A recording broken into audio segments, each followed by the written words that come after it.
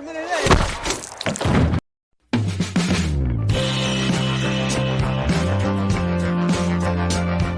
friend, how are you today? Welcome back with me, Chanku, yang akan menemani Lazy Day today and everyday kalian dalam rangkuman film hari ini.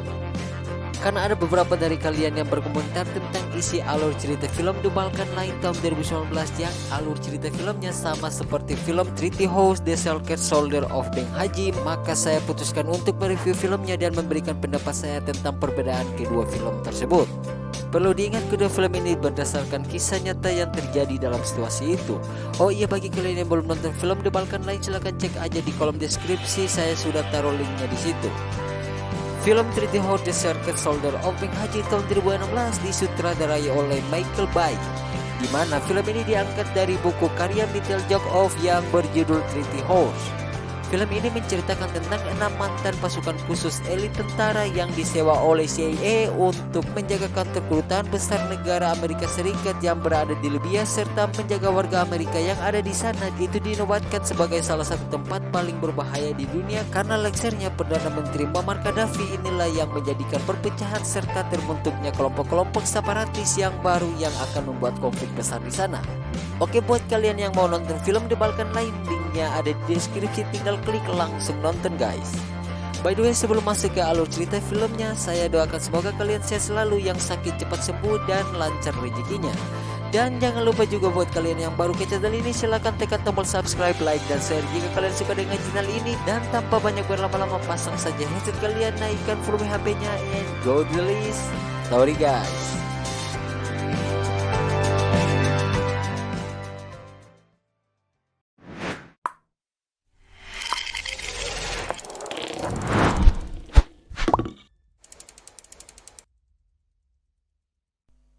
Film dibuka dengan narasi yang mengatakan tahun 2012 Amerika Serikat memiliki 294 pos diplomatik di seluruh dunia.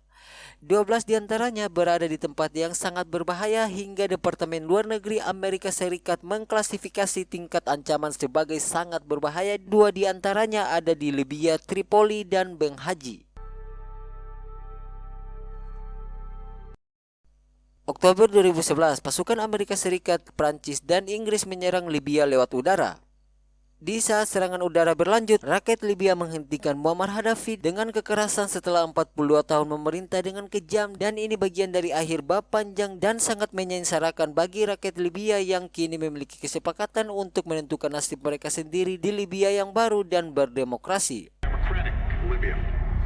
Kelompok-kelompok bersenjata memperebut gudang-gudang senjata Muammar Gaddafi yang sangat besar di saat pertempuran berkecamuk di 2 kota terbesar Libya. Beng Haji menjadi salah satu tempat paling berbahaya di bumi di mana terjadi aksi perang yang membabi buta sehingga semua kedutaan asing ditutup terkecuali pos diplomatik Amerika Serikat dan markas CIA milik Amerika Serikat.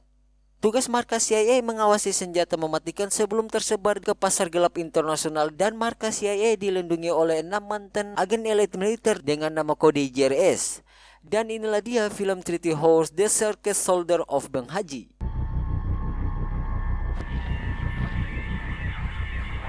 Film dibuka dengan seorang pria mantan elit militer yang bernama Jack Silva, di mana dirinya sedang dalam pesawat menuju Libya.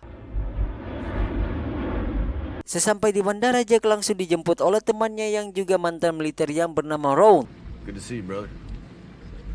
Good to be back. Dalam perjalanan mereka membicarakan tentang keluarga mereka masing-masing serta usaha mereka. Dan di dalam perjalanan kita akan diperlihatkan sisa-sisa bangkai tank dan pesawat tempur karena hasil dari revolusi di Libya. Singkat cerita, mereka sampai di sebuah tempat di mana terjadi sedikit kecelakaan, tepat di tempat kelompok separatis yang bersenjata lengkap. Bahkan mereka punya sebuah senjata mesin yang bernama KPV, di mana senjata itu bisa menjatuhkan pesawat jet yang berterbangan. Sempat panik, Ron pun langsung menghubungi markas dan meminta bantuan. Namun dari markas tidak bisa mengirim pasukan karena pasukan mereka harus menjaga markas mereka, yaitu pos CIA. They're not allowed to leave the base. Negative, Ron. Just hang in there. And a 50 cal technical set to blow my rover all. It's not my call, brother. Tak lama kemudian Pak Haji serta anak buahnya langsung mendekati mobil mereka yang mana sebagai mantan elit militer chemistry mereka dibuktikan di sini, di mana dengan timing yang sama mereka berdua pun langsung mendorong pistol ke Pak Haji dan anak buahnya. Look up. Go ahead, look up.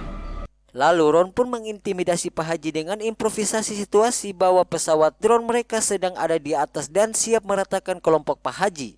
Live here while you still can. Karena Pak Haji yang sempat takut, akhirnya Jack serta Ron dibiarkan lewat. Dan yang menarik di sini ternyata Ron berbohong soal pesawat drone tadinya agar mereka bisa lolos dari tempat itu. We don't have any fucking support.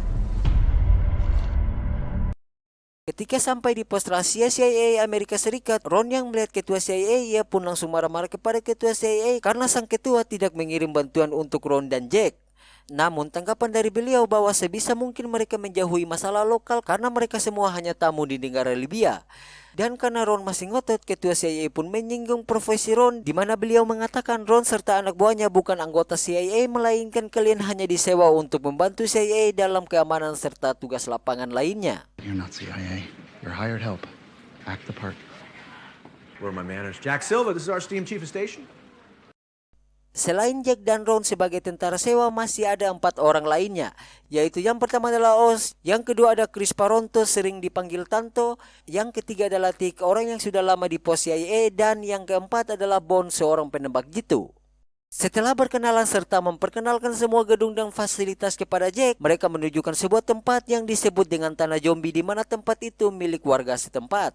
Di sisi lain terlihat 3 bocil gabut yang membakar sebuah petasan roket, lalu mereka pun berlari kepada orang dewasa yang bisa dipastikan mereka disuruh oleh orang tersebut. Lalu Jack yang berada di dalam kamar sendirian, ia teringat kepada keluarganya yang mana ia mempunyai 2 anak dan tentunya dari seorang istri. Girls don't need a treehouse, Jack. They need you. Keesokan harinya Jack beserta tim JRS mendapatkan sebuah misi untuk mengawal orang CIA ke pertemuan terbuka dengan eksekutif perusahaan minyak di Libya. Karena ini misi pertama Jack, maka Jack akan bertugas untuk menjadi suami seorang karyawan dari CIA. Nice to see you again, Fareed. Let me introduce you to my boss, Peter. Hi. Hello. Hi. And this is Jack. Singkat cerita, setelah sampai di lokasi pertemuan, semua berjalan sesuai rencana, yang mana rencana mereka untuk memberikan handphone kepada eksekutif minyak pun berjalan dengan lancar. Phone in the future. Namun di tengah sedang ngobrol, Ron mencurigakan seorang pria yang berada di samping mobil yang sambil menelpon.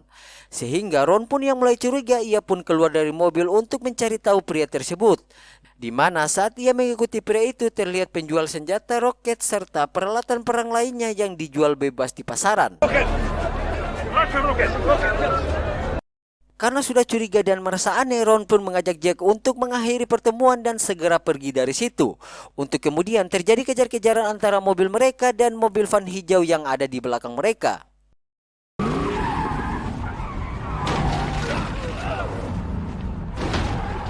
Dengan instruksi dari Ox yang membantu jalan, akhirnya mereka berhasil keluar ke jalan raya, di mana saat di jalan raya mobil van milik penjahat menghantam sebuah mobil berat yang sedang parkir. Jack, if he gets too close, drop him. Watch out!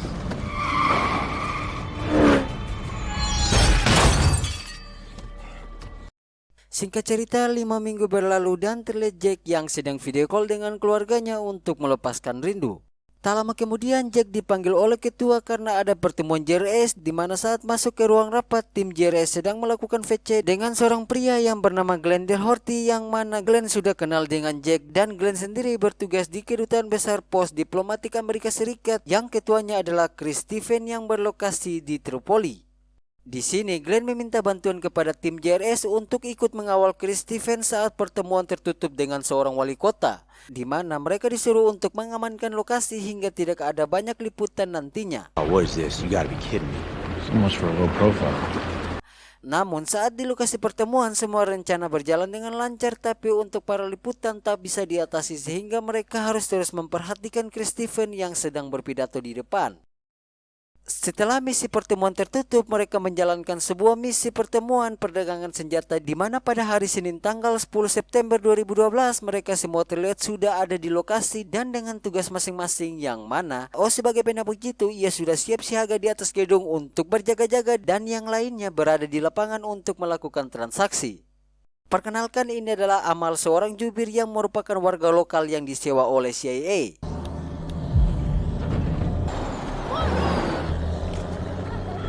Tak lama kemudian sebuah truk besar datang dengan membawa semua peralatan senjata.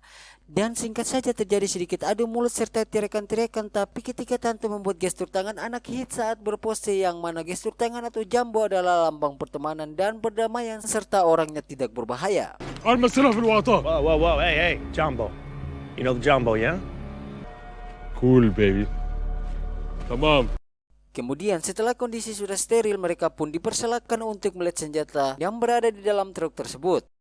Selasa 11 September tahun 2012 terlihat markas CIA masih aman tentram di pagi itu. Di sisi lain, lokasi kedutaan besar diplomatik juga mengalami hal yang sama, yaitu aman serta terkondisi dengan penjaga kelompok lokal yang berada di pihak Amerika Serikat yang nama kelompoknya 17 Februari, di mana kelompok ini selalu menjaga kedutaan besar diplomatik Amerika Serikat yang ketuanya adalah Chris Stephen. Tepat pada tanggal yang sama, di luar terjadi sedikit perbincangan warga lokal yang sentimen dengan Amerika Serikat, di mana perbincangan mereka cukup mencurigakan. Dan di luar markas terdapat kelompok yang sedang memotret aktivitas markas Amerika. Dan terlihat sebagian kelompok bersenjata yang sedang bersiap-siap untuk melakukan perlawanan kepada Amerika, di mana aksi mereka dilihat oleh warga di sana untuk kemudian mereka melakukan tembakan secara random, sehingga Chris yang berada di dalam pun ia pun langsung kaget dan para penjaga pun langsung berlari keluar untuk melindungi kedutaan besar diplomatik Amerika Serikat.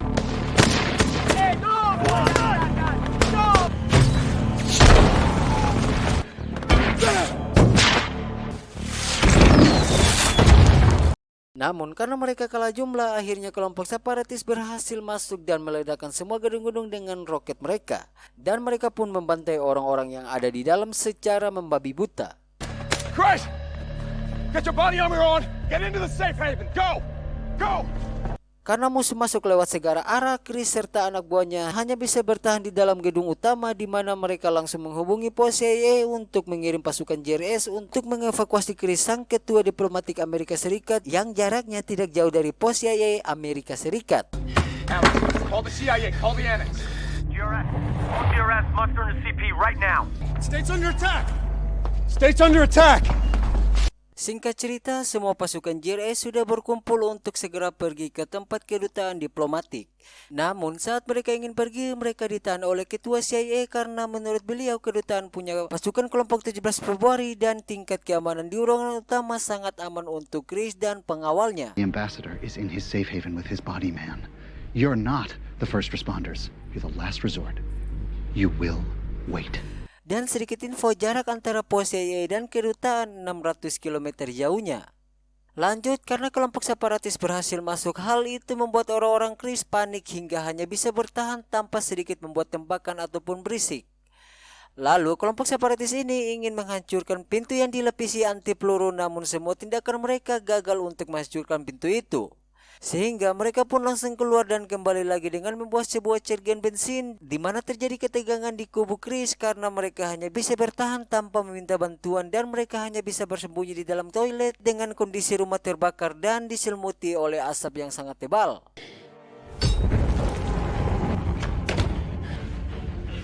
Oh, God. Sedangkan di luar gedung utama terlihat para kelompok separatis terlihat sangat amat senang sambil menembak-nembak senjata mereka secara random dan menghancurkan bendera negara Amerika Serikat. Karena kejadian tersebut, seluruh kedutaan Amerika Serikat yang tersebar di belahan dunia mereka pun bertindak cepat untuk pergi ke Libya. Kemudian Shot pun kembali di pos CIA, di mana sebelum pergi Tanto mengajak Amal untuk ikut dengan mereka karena hanya Amal yang bisa bahasa Arab serta Inggris, di mana Amal sempat menolak karena bertempur itu bukan profesi dia. Tanto, I'm not a combat interpreter. I'm not weapons qualified. What is this? Now you're qualified.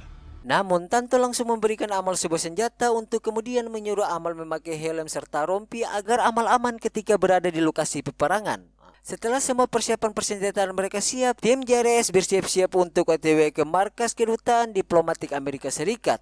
Lalu Ron pun langsung menghampiri ketua CIA untuk meminta izin kepada beliau.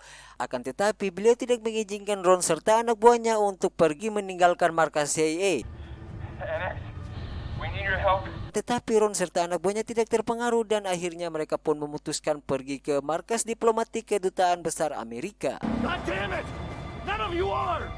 Dan singkat saja ketika sudah berada di kedutaan diplomatik, mereka menyuruh Amal untuk mencari tahu siapa mereka. Dan tiba-tiba saat Amal sedang ngobrol, salah satu dari kelompok itu tertembak oleh kelompok lain.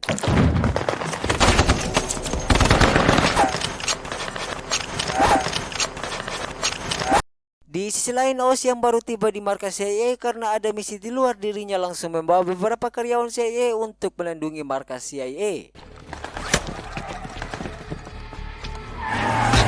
Kembali ke tim JRS di mana aksi tembak-tembakan di lokasi itu sangat random yang mana para warga lokal juga ikut bertarung yang bisa dipastikan itu adalah kelompok dari 17 Februari. Check this dude out. Oh, lucky we got that guy on our side.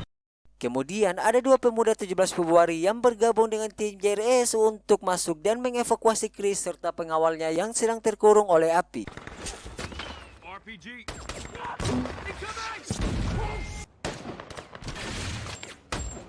Setelah menghabiskan semua musuh di luar, mereka pun berjalan kembali. Di mana hal yang menarik di sini beberapa daripada warga menonton dan tidak ada rasa takut sama sekali dengan kondisi yang sedang berperang. Singkat cerita, tim JRS masuk lebih dalam dan mendapatkan beberapa orang yang dengan senjata, namun karena mereka tak bisa menembak karena belum tahu mereka berada di pihak siapa. Lalu semakin mereka masuk, mereka makin susah karena mereka harus menghadapi senjata mesin yang berada di mobil. Akan tetapi dengan tembakan akurat senjata yang ada peledak, mobil itu pun bisa dilumpuhkan.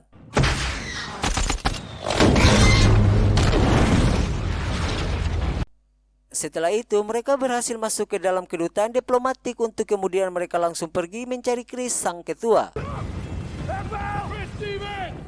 Di mana pencarian sangat memakan waktu cukup lama karena kobaran si jago merah yang sangat panas dan asap yang terlalu tebal hingga mereka memutuskan untuk mencari pintu lain agar bisa masuk ke dalam. Go high. Go right now way. That room. Move in. There. Dan di luar terlihat beberapa kelompok separatis yang sedang melihat Tanto serta temannya yang berlari. Namun kelompok itu membiarkan mereka lewat begitu saja, akan tetapi saat ada seorang pria dari 17 Februari di mana pria ini adalah komandannya, lalu Tanto memberikan instruksi untuk kemudian pria ini langsung menelpon seseorang. Di mana hal itu membuat Tanto marah, namun pria itu mengatakan bahwa dirinya dikenal dengan orang baik, akan tetapi dirinya juga dikenal dengan orang jahat. You have their phone number. I know a good guy, but I know bad guys. Kemudian Jack dengan Ron berhasil mengevakuasi salah satu orang IT milik Chris, di mana orang IT ini divonis sudah meninggal untuk kemudian mereka membawa mayatnya ke dalam mobil. Setelah itu mereka mencoba masuk ke dalam ruangan server untuk mengambil semua data kedutaan diplomatik Amerika Serikat. Dan singkat saja semua hadis yang berhubungan dengan data Amerika Serikat sudah diamankan hardware-nya ke dalam mobil. Dan tiba-tiba terjadi ledakan yang membuat tangan pemuda dari 17 Februari copot dari tangannya. Dan itu sangat mengeluhkan, bos. Yes.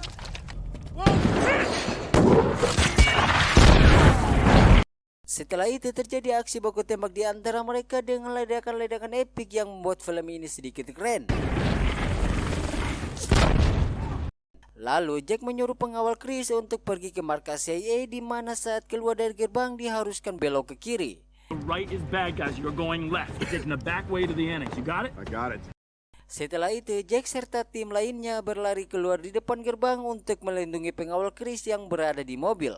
Namun karena pengawal Chris yang sudah panik dengan semua orang yang berada di jalan kiri, pengawal Chris pun langsung belok ke kanan, di mana hal itu sudah dilarang oleh Jack.